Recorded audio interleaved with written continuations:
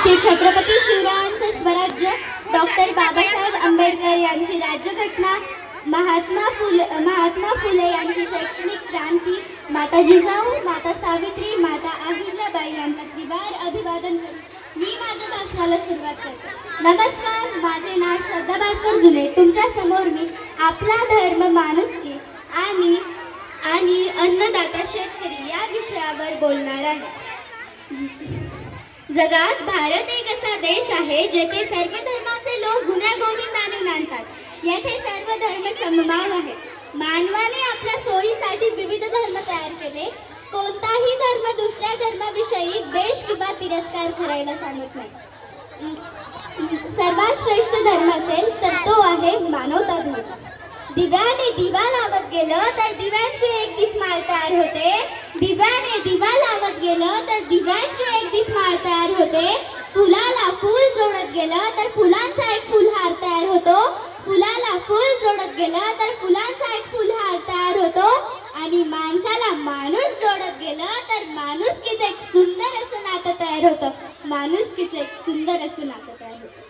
जे स्वतःला हवे असे वाटते ते दुसऱ्याला देणे म्हणजे माणुसकी होय. एकमेकांवर प्रेम करणे, मदत करणे, प्रत्येकाविषयी सहानुभूती, आदर, कुणालाही तुच्छ न लेखणे, गरीब श्रीमंत वर्ण जात, शारीरिक हृदय सबल असो, मनुष्यावर असो किंवा कुठल्या तरी प्राणी मात्रावर असो, आपल्या मनात त्याविषयी भेदभाव नसणे हाच आहे खरा मानवता धर्म. बघा, निसर्गाचा खूप सुंदर नियम आहे. एखाद्या मातीमध्ये जर आपण पेरले नाही ना तर ती जागा तो निसर्ग गवताने, काळ्या कचऱ्याने भरून काढतो. तसंच आपल्या मनाचं आहे, तसंच आपल्या बुद्धीचं आहे, तसंच आपल्या हृदयाचं आहे. जोपर्यंत आपण आपलं मन, बुद्धी आणि विचारांमध्ये विचार पेरणार नाही तर नकारात्मक विचार जागा घ्यायला सुरुवात करतात. म्हणून तर गौतम बुद्धाने जगातला सर्वात मोठा तत्वज्ञान अगदी सोप्या आणि साध्या भाषेत सांगितलेला आहे. तो म्हणजे अतदीपभव. स्वतःला स्वयंप्रकाशित करायला शिका. मी सांगते म्हणून ऐकू नका. पटलं तर स्वीकारा, नाही पटलं तर सोडून द्या. नाही पटलं तर सोडून द्या. आज जर बघायला गेलं तर या जगामध्ये दोन प्रकारची माणसं आहेत. एक म्हणजे ते की ज्याला प्राण्यांची वेदना कळतात, मुकेजरावांची भाषा कळते. आणि दुसरे म्हणजे ते की ते माणसांचे दुःख, वेदना समजत नाही. असं म्हणतात की जगातला कोणता धर्म समजला नाही तरी चालेल, कोणता पंथ समजला नाही तरी चालेल, पण सुख दुःखात एकमेकांकडे धावून येणारा तो माणुसकीचा धर्म समजता आला पाहिजे. तो माणुसकीचा धर्म समजता. एक विद्वान व्यक्ती होते. एका शाळेमध्ये एक विद्वान व्यक्ती आले होते. एक मुलगा होता. तो म्हणू लागला, अहो सर, मी कोणत्या क्षेत्रात जाऊ? जिकडे जाऊ तिकडे स्पर्धाच आहे. अशी एकही जागा शिल्लक नाही की जिथे स्पर्धा नाही. ते विद्वान व्यक्ती पहिले एकच बोलले, बाळा, पहिले तू चांगला माणूस बनायला शिक. कारण जर तू चांगला माणूस बनशील तर तो पद, पैसा आणि प्रतिष्ठा तुझ्या मागून चालत येते.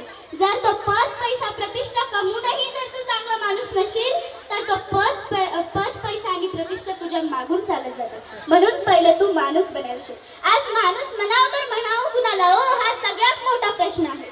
माणूस म्हणावं तर अक्कल नाही आणि गाढव म्हणावं तर शेपूट नाही, अशी माणसांची स्थिती आहे.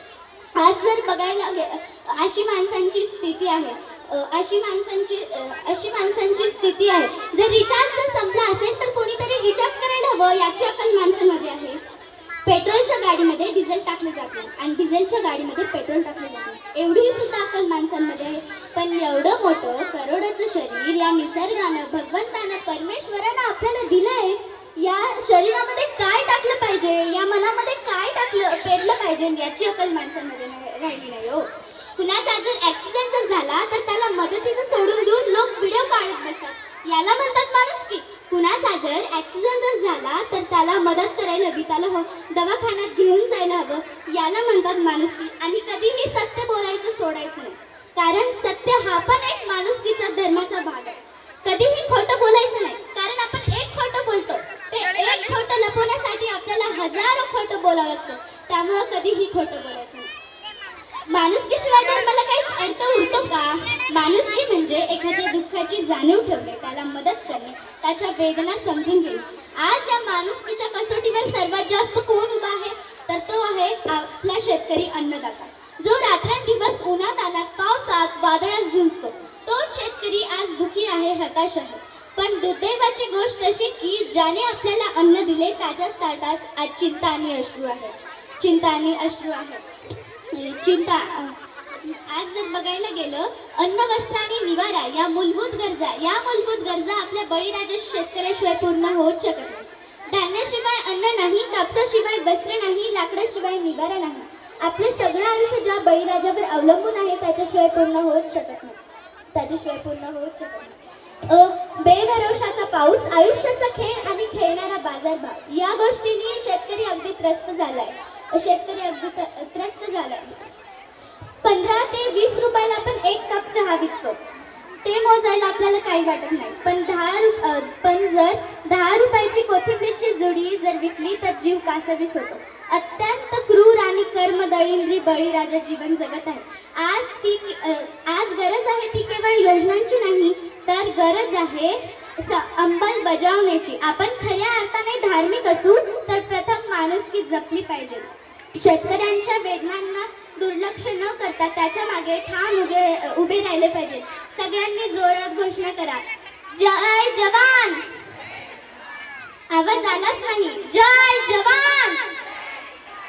मला या कार्यक्रमात बोलण्याची संधी दिली याबद्दल आभार व्यक्त करते. धन्यवाद. जय जवान.